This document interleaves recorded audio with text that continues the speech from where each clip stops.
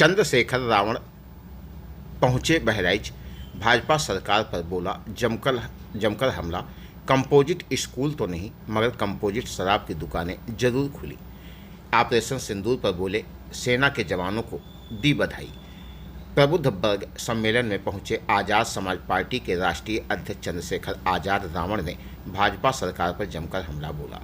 इस दौरान उन्होंने कहा कि प्रदेश में स्कूल तो कम खुले मगर शराब की दुकानें ज़्यादा खुली। कानून और बिजली व्यवस्था बदतर होती जा रही है। इस दौरान उन्होंने कहा कि आने वाले दिनों में यह पार्टी सबसे बड़ी पार्टी बनकर उभरेगी। कोतवाली देहात इलाके के सांवरिया रिजार्ट पहुंचे आज़ाद समाज पार्टी के राष्ट्रीय अध्यक्ष चंद्रशेखर आज़ाद ने आंकड़े गिनाते हुए कहा कि जिस तरह से भाजपा सरकार में 27,000 स्कूलों को बंद किए जाने का निर्णय लिया गया है, कुछ स्कूलों को कंपोजिट करने की बात कही है। अभी तक कंपोजिट स्कूल तो नहीं खुल पाए लेकिन शराब की दुकान कंपोजिट जरूर खुल रही है। इस दौरान उन्होंने कहा कि आने वाले दिनों में होने वाले पंचायत चुनाव में इस पार्टी का असर देखने को मिलेगा। अमेरिकी बिजनेस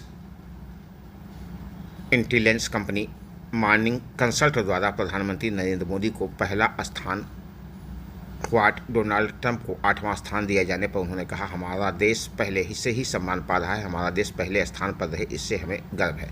ऑपरेशन सिंदूर को लेकर उन्होंने कहा कि संसद में जो चर्चा होगी वो सकारात्मक चर्चा होगी। लोगों के मन में जो भी भ्रम है चर्चा के जरिए सामने आ जाएगी।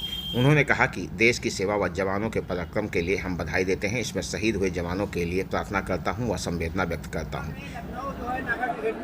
आप एक कार्यक्रम में गए थे, वहाँ पर बहुजन समाज के लोगों ने आपका विरोध किया था, आपने विवादित बयान दे दिया था, इसको आप किस नजरिए से देखते हैं? नहीं, मैं समझता हूँ तो आप पत्रकारिता नहीं करते। जिसने आपको भेज के सवाल करवाया उनसे कहना कि आप मेरी मदद करें जिससे मैं अपनी लड़ाई। सांसद जी, क्या आप SIR का विरोध करते हैं? जी, मैं विरोध करता हूँ क्योंकि हमारे लोग, हमारा संगठन वहाँ कह रहा है कि इसके जरिए वोटों की चोरी हो। सर एक चीज और, सहारनपुर में एक मामले में प्रभुजन सम्मेलन, पिछले 11 प्रभुजन सम्मेलन में ऐतिहासिक भीड़ जुटी और ये बात गांव गली तक पहुंच रही है कि आजाद समाज पार्टी बहुत ताकतवर हो रही है। ये 12वां सम्मेलन है बहराइच में और मैं आपको विश्वास दिला कहता हूं कि आने वाले 33 पंचायत चुनाव में आपको इस ताकत का असर दिख जाएगा।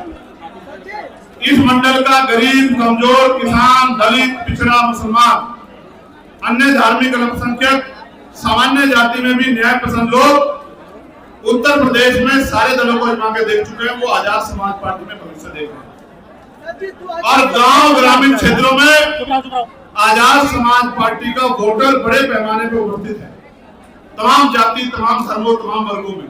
इसलिए 33 पंचायत चुनाव में आजाद समाज पार्टी सबसे बड़ी पार्टी बनेगी, ऐसा हमें अपने संघर्ष में, अपने साथियों के संघर्ष में, प्रदेश की टीम में, जिले मंडल विधानसभा टीम में। चिराग पासवान ने बिहार की राजनीति पे एक तंज कसा है। उन्होंने कहा है कि हम ऐसे पार्टी का समर्थन करते हैं जहां पर रेप, बलात्कार, अपहरण जैसे बड़े कांड हो रहे हैं।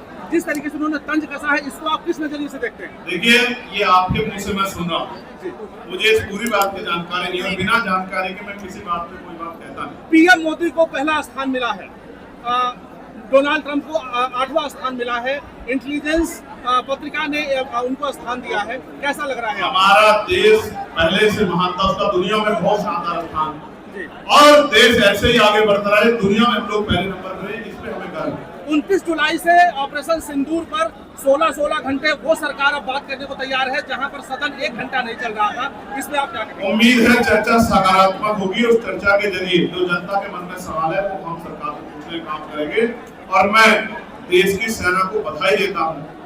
जिन सेना के जवानों ने अपने आदम में, अपने शौर्य से, अपने संघर्ष से देश का नाम जो है सुनहरे अक्षरों में लिखा और जो जवान शहीद हुए उनके परिवारों के प्रति प्रार्थना करता हूँ, उनके लिए अपनी संवेदना प्रकट करता हूँ कि उन परिवारों में दुख सहने की शक्ति मिले। मायावती से अगर SIR पर रोक नहीं लगाई गई तो हम चुनाव का बहिष्कार करेंगे, तेजस्वी यादव। देखिए, SIR को लेकर सभी में चिंता है। जी। अगर सवाल कोई खड़ा हुआ है तो इलेक्शन कमीशन को उसका जवाब देना चाहिए और सरकार को भी, क्योंकि आज तो सरकार इधर है, कल बदल जाएगी तो कल यही सरकार SIR पे सवाल करेगी। आगामी चुनाव में जिस तरीके से देखा कि आपने एक इंटरव्यू के दौरान मायावती जी को कॉल भी किया, और क्या उनकी तरफ से कोई पहल होती है तो आपका गठबंधन भी हो सकता है? भाई, मैं अपना काम कर रहा हूँ और सड़क पे मेरे लोगों को मेरी जरूरत है। मैं अपनी ड्यूटी को ईमानदार से कर रहा हूँ और मुझे लगता है कि जनता अब आशीर्वाद मुझे। सांसद जी, सरवण सिंह का कहना है कि आपको इस्तीफा दे देना चाहिए जिस तरीके से आप पर आरोप लगे। देखिए, मैं फिर आपसे कह रहा हूँ, लोकतंत्र में सभी को अपनी बात रखने की आजादी है। वो भी रख सकते हैं, सब लोग रख सकते हैं। समय जवाब देगा और आने वाले चुनाव में आजाद समाज पार्टी कार्यकर्ता सबको जवाब देगा। IAS, IPS, वकील, जज, पत्रकार। अब सरकार बनाना क्या चाहती है, फैसला आप अपने आप पर। क्या बनाना चाहती है सरकार?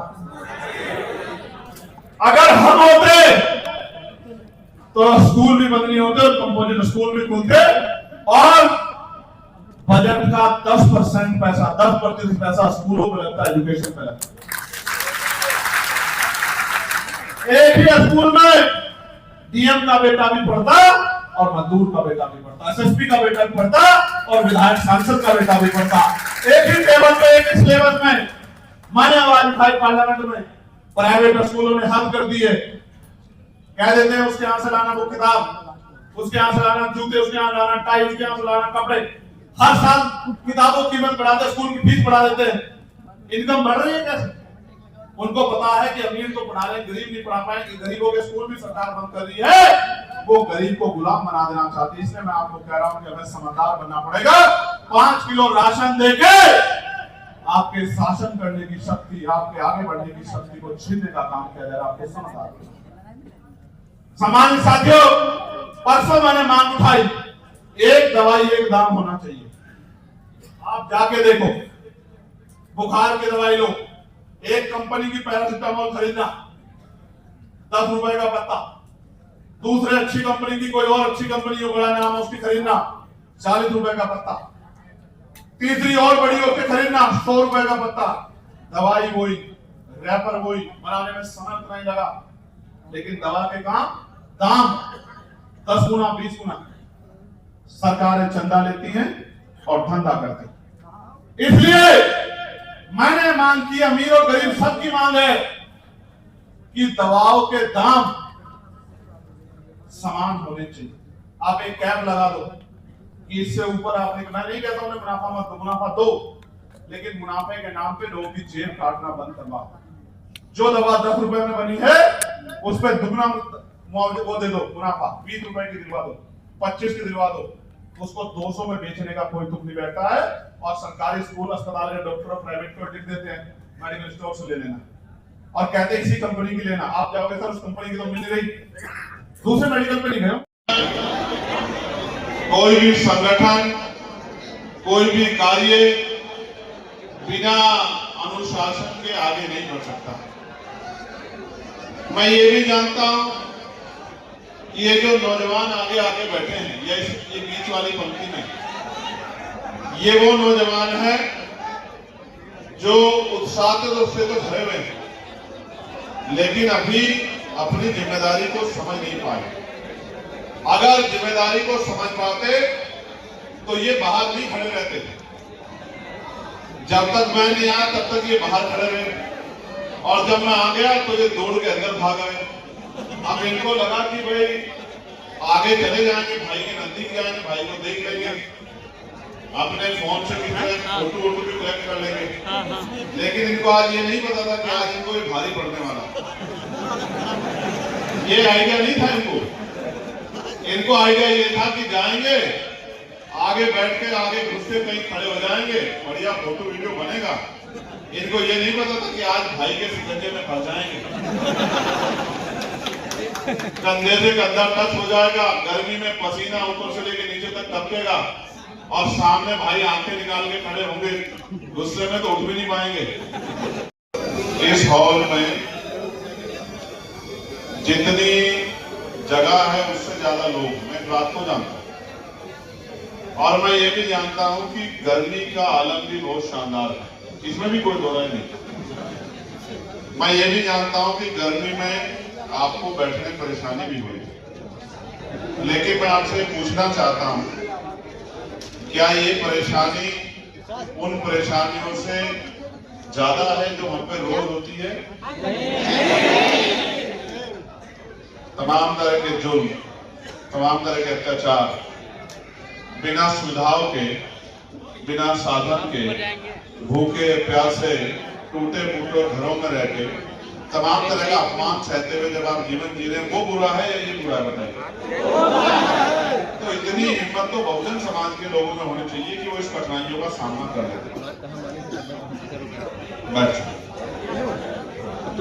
समय जब आप जितना डिस्टर्ब करोगे उतना ही समय। इसी छोटी सी लापरवाही में, छोटी सी गलतफहमी में फिर इलाहाबाद जैसे हालात होंगे। उन्हीं को रोकने के लिए आज मेरी सख्ती आप लोगों के ऊपर। मैं आज आपको इस मंच से कह रहा हूं, हम संविधान को मानने वाले लोग हैं, हमें कानून को अपने हाथ में नहीं लेना चाहिए, समझे आप? दुश्मन का काम है कि वो हमें तमाम तरह की साजिशों में, षड्यंत्रों में फंसाए और वो कोशिश करेगा कि हम उनके साजिश षड्यंत्रों में फंस जाए। जो पुलिस के भाई सामने खड़े होते हैं वो भी तो हमारे बीच के लोग हैं, वो कोई बाहर से थोड़े आए, किसी दूसरे देश की सेना थोड़ी है, वो तो हमारे परिवार के किसान, कमेरे, नौजवान, गरीब, मजदूर, किसान परिवार के लोग हैं। उनसे लड़ने का काम हमें आगे नहीं बढ़ा सकता। तो आज से मेरी बात को गौर से सुनो कि कानून को किसी भी कीमत पे हाथ में नहीं लेना। संघर्ष करो, करना चाहिए, बड़े बड़े संघर्ष करो, बड़े बड़े आंदोलन करो, तमाम लड़ाई लड़ो, लेकिन संविधान के दायरे में होकर लड़ो, समझे? जब हम संविधान के दायरे में होकर लड़ेंगे तभी तो जीतेंगे ना। चलिए, धन्यवाद। मीडिया के भाइयों, मैं बहराइच में 123 स्कूल बंद होने, 77 बंद हो चुके हैं, 46 अभी बंद होने हैं। और कितने कंपोजिट स्कूल खुले ये भी सुन लो। कंपोजिट स्कूल तो नहीं खुले, 150 कंपोजिट शराब की दुकान खुली। शांत हो जाओ, तालियों में आवाज जम जाएगी, शांत हो जाओ, सुन लो। नशे की दुकानें खुली है 386, जिसमें देसी शराब की दुकान है 235, कंपोजिट शराब की दुकान है 150 और भांग के ठेके हैं 31। आगे बढ़ो, गोंडा जिले की सुनो, 157 स्कूल बंद हुए हैं, देसी शराब के ठेके खुले हैं 209। कंपोजिट स्कूल तो नहीं खुले गोंडा में, कंपोजिट शॉप जरूर खुली है शराब की 134, मॉडल शॉप खुली है 7 और भांग की दुकानें खुली है 41। टोटल खुले हैं 391।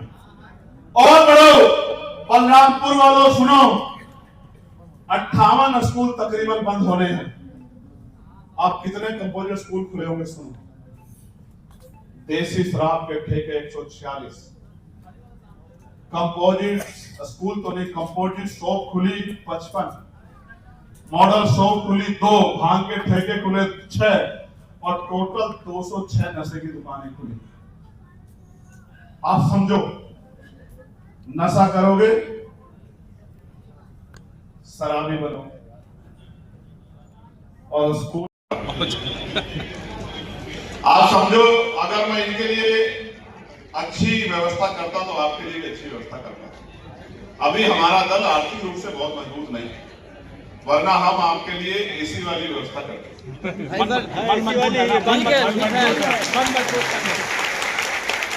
और यही नहीं, उत्तर प्रदेश में मुझे नहीं पता, आप लोग बता सकते हो, मैं आपको विश्वास दिलाता हूं कि पत्रकारिता करने वाले भाइयों की सुरक्षा और उनके रिटायरमेंट के बाद उनकी पेंशन की मजबूत व्यवस्था हम बिहार से ज्यादा करके देंगे। इस बात का मैं आपको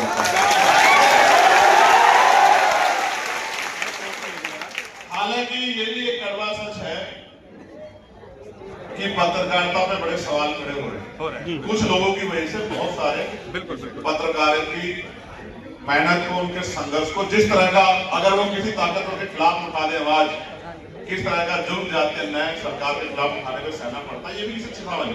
एक पत्रकार की हत्या भी हुई थी, आपको याद होगा, सड़क पे उसको गोली मारी गई, ये भी दिन देखने पड़ रहे हैं सीतापुर में।